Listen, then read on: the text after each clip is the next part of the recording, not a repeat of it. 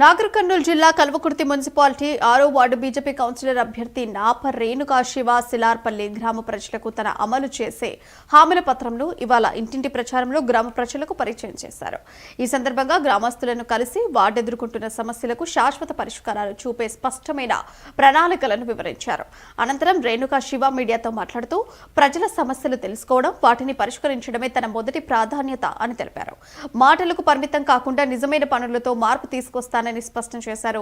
గెలిచిన వెంటనే వార్డు అభివృద్ధి, మౌలిక సదుపాయాలు, రహదారులు, డ్రైనేజీ, డ్రింకింగ్ వాటర్ వంటి కీలక అంశాలపై ప్రత్యేక దృష్టి సారించి వెంటనే చర్యలు చేపడతామని హామీ ఇచ్చారు.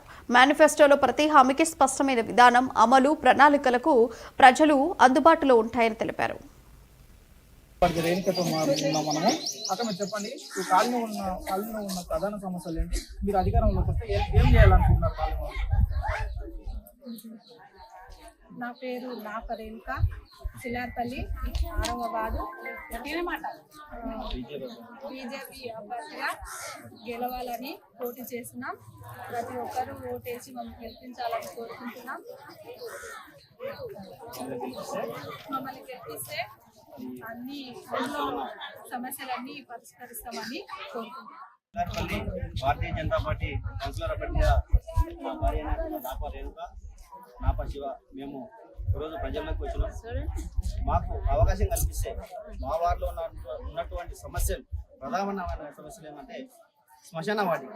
ఈరోజు మా వార్డులో శ్మశాన వాటిక లేక రోడ్ల పైన ఎక్కడో ఒక దిక్కు గుంతలు తీసి పాతిపెట్టడం జరుగుతుంది. పొలాలు ఉన్న వాళ్ళు పొలాలలో పెట్టుకుంటారు, పొలాలు లేని వాళ్ళు ఎవరైతే ఉన్నారో వాళ్ళందరూ రోడ్డుకు ఒక పక్కన తీసి గుంత పెట్టుకోవడం జరుగుతుంది.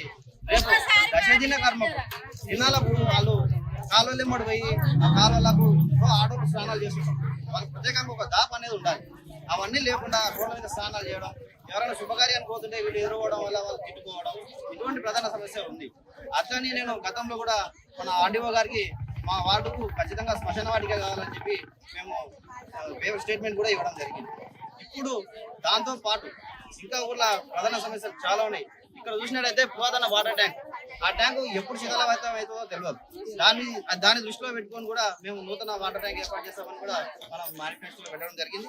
అదేవిధంగా సీసీ కెమెరా, ప్రతిరోజు ఇలా కలకృతిలో ఎన్ని సీసీ కెమెరాలు ఉన్నా దొంగతనాలు అనేది ఆగడం లేదు.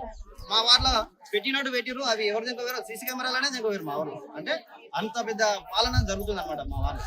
ఇవన్నీ దృష్టిలో పెట్టుకొని మేము ఒక మేనిఫెస్టో తయారు చేయడం జరిగింది.